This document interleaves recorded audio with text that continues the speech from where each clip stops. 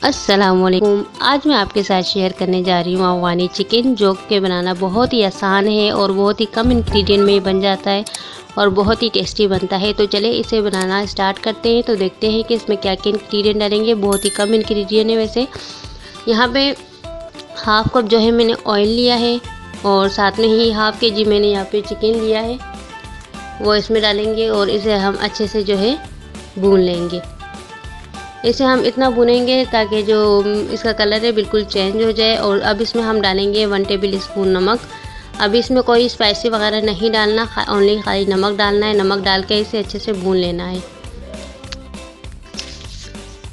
जब ये अच्छे से भून जाए और इसका कलर अच्छे से चेंज हो जाए, यहाँ पे आप देख सकते हैं कि इसका कलर बिल्कुल गोल्डन हो चुका है। तो यहाँ पे अब अदरक लहसुन का 1 टेबल स्पून मैं इसमें डालूँगी और इसे भी अच्छे से मिक्स करूँगी।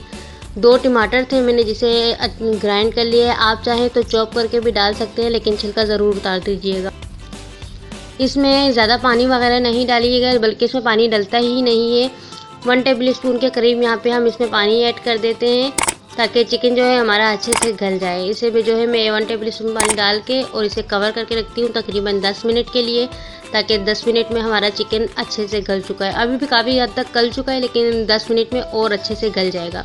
तो यहाँ पे आप देख सकते हैं कि टमाटरों का पानी अच्छे से खुश्क हो चुका है। यहाँ पे मैंने 1 टेबल स्पून काली पिसी हुई मिर्ची डाली हैं और हाफ़ टेबल स्पून यहाँ पे मैंने गरम मसाला डाला है। आप चाहें तो गरम मसाला भी स्किप कर सकते हैं, इसमें इतने इंग्रेडिएंट वैसे नहीं डलते।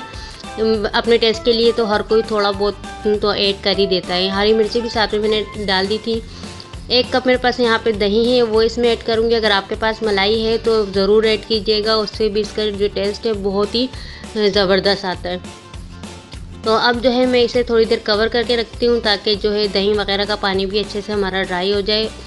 तो यहाँ पे आप देख सकते हैं कि कितना ज़बरदस्त हमारा जो है ये रेडी हो चुका है। यहाँ पे थोड़ा सा मैं धनिया डाल देती हूँ, इसको भी अच्छे से मिक्स कर देती हूँ।